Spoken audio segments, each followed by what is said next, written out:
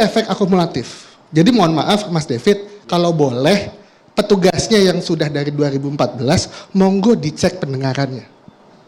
Mohon maaf. Tadi dulu, ada beberapa cek pendengaran. Siap. Tapi gini, anggap aja mulai sonorek 2014. C. Kasus tuli karena sonorek kira-kira ada apa enggak? Sekarang gini Mas, Yang perlu saya tanyakan itu. Oke. Kasus tuli karena sonorek. Oke, pertanyaannya akan dijawab sesuai dengan tes yang dilakukan.